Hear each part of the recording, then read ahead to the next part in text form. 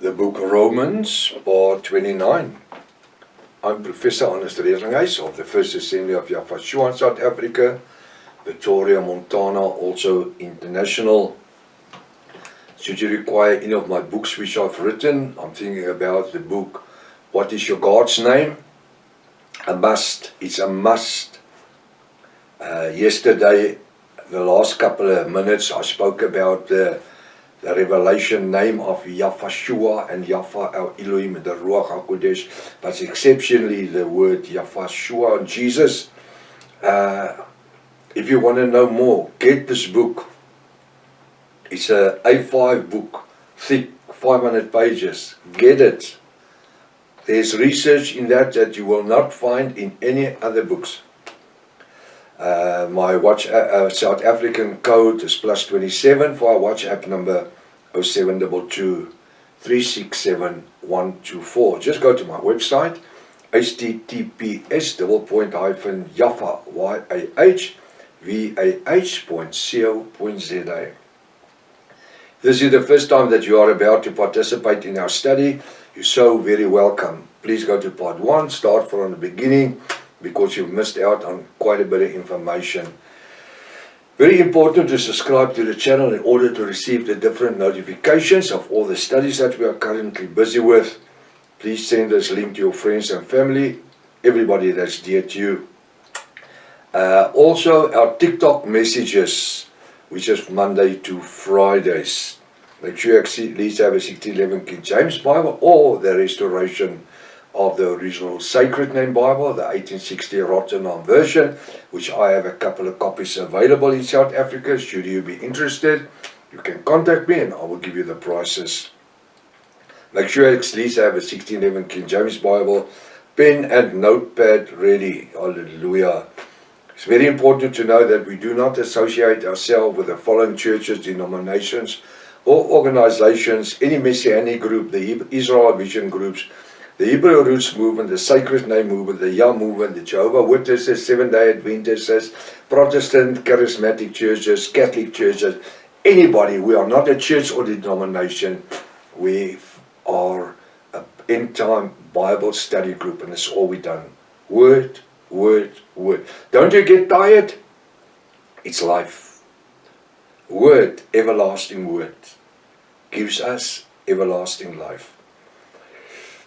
We are mainly using the ancient Hebrew Sacred Name Bible, which was translated by Dr. Joseph Briand Rotterdam in 1860, known as the restoration of the original Sacred Name Bible, the Rotterdam version. In this Bible, the name Jesus was originally Yafashua.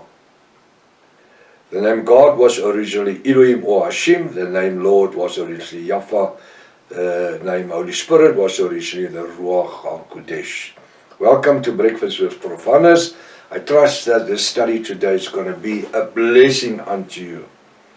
I can't wait to start. We will continue where we left off yesterday morning. The book Romans chapter 2 verse 3. It says, I just want to say that the book, What is Your God's Name, is essential for the time we're living in. For people to come to the revelation word. Now, if you go to my website, as you see it here on the top, under articles, when you open it, and it says articles, it says studies, and then articles. Under articles, there's 85 pages, A4 pages, about what is your God's name. You will see the title, What is Your God's Name? You click on it, and you have 85 pages which is distracted from different portions of, or extracted from the different parts of the book, and that will make you quite knowledgeable about the name, but you need more just in that. Alright. Romans 2 verse 3, and thinkest thou this, O man, I also want to say, and woman, that judge them which do such things, and dost the same, that thou shalt escape the judgment of Yafa Almighty or God? It's asking a question.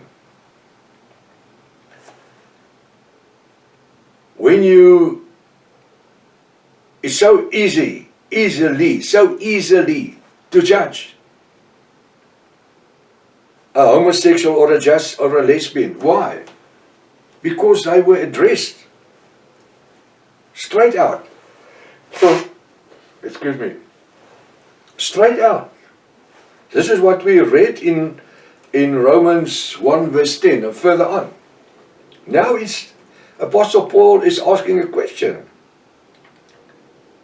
And thinketh thou this, O man and woman, that just them which do such things, it's not just the lesbians or the homosexual, it's all the other, the fornication and being a murderer and let Satan occupy your soul's dimension, pornographic.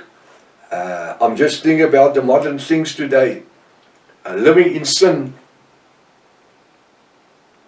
If we start to name the sins, we can be busy with it for the next 6 months, working with it.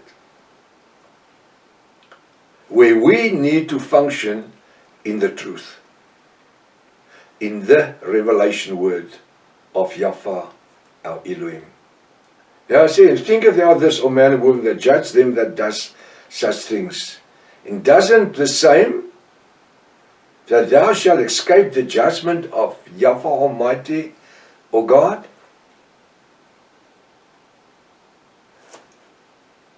We cannot judge people. I always say, when I point my finger to you, I'm pointing my finger. But if I turn my hand, you will see there's 3, 1, 2, 3 fingers pointing backwards to me. There's 1 pointing towards you, there's 3 pointing towards me. So I first need to make sure, very, very sure, 3 times sure, because there's 3 fingers pointing in my direction,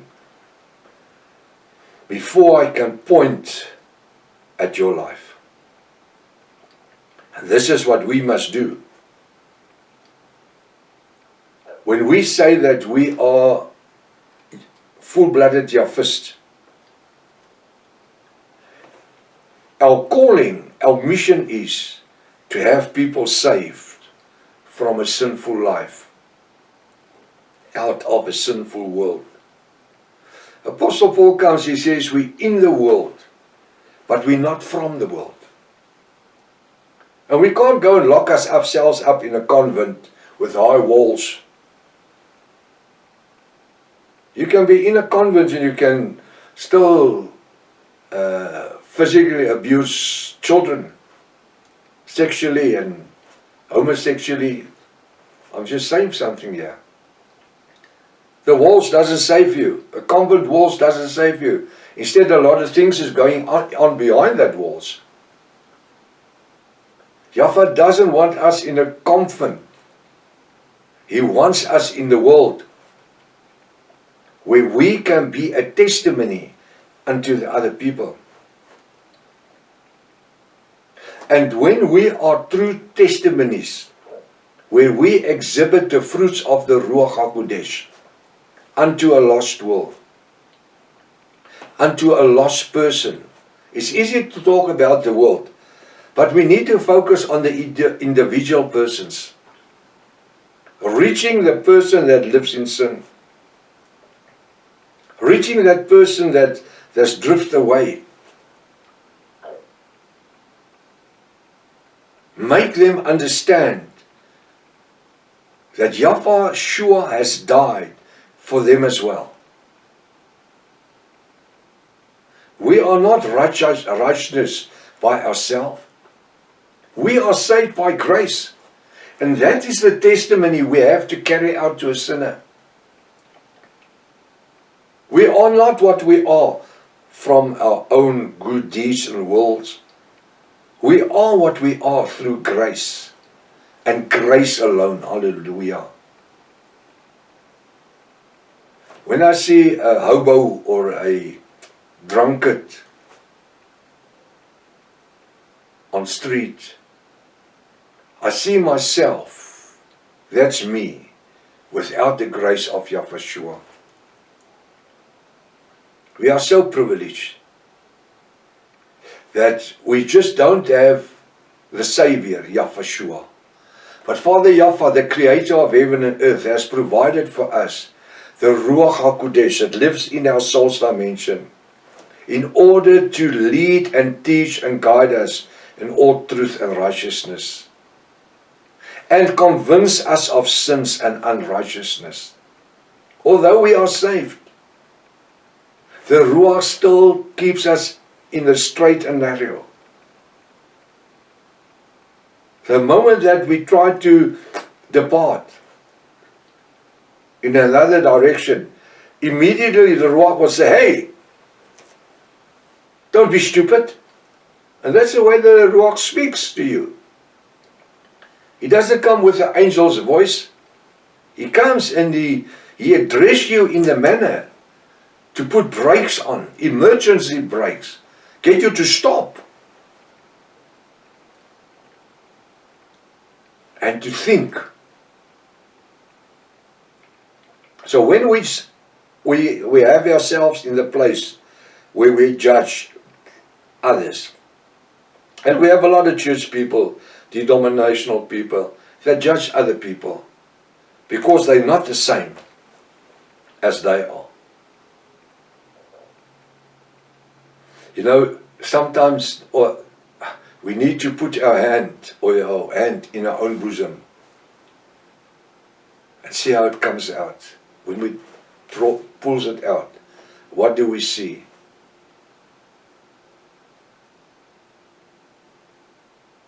Do we see that we are saved by the redemption blood of Yahweh?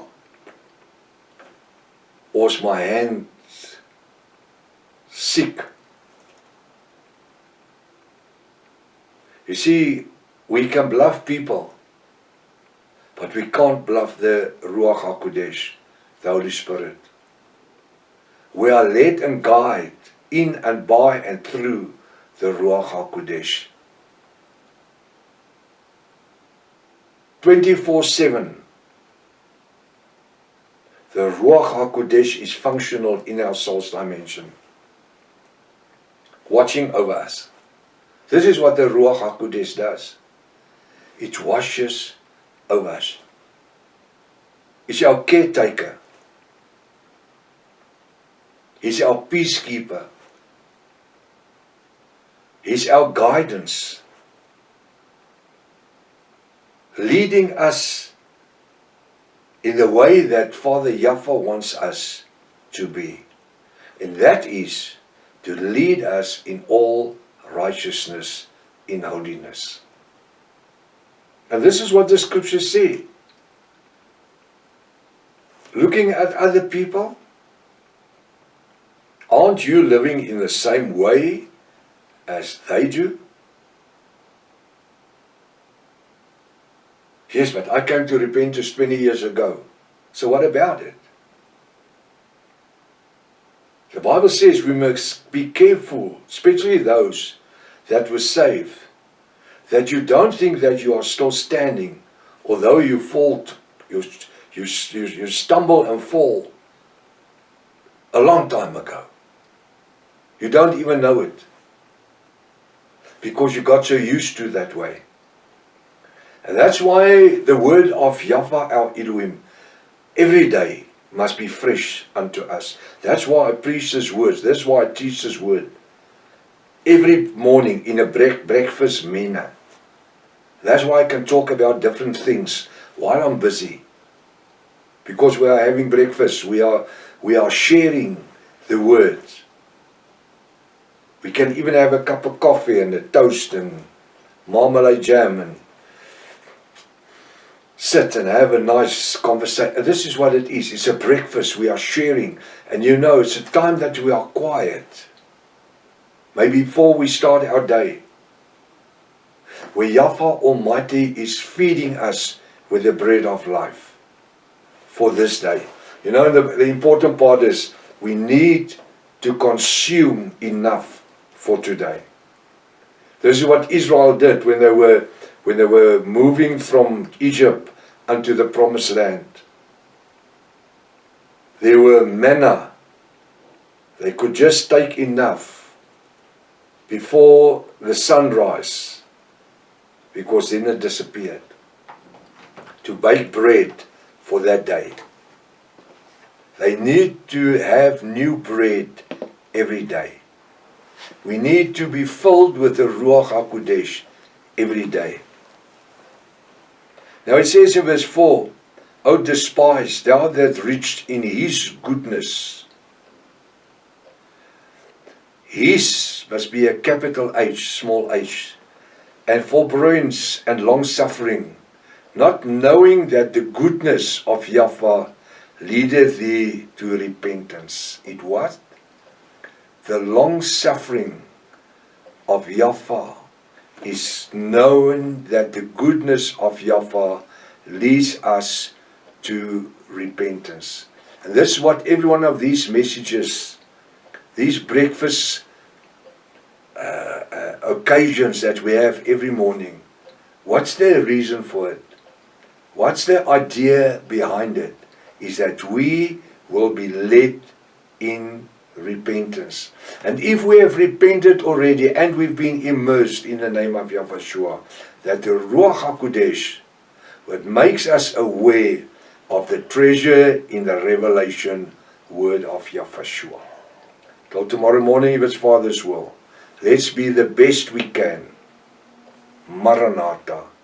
Yahushua's coming back again. Hallelujah.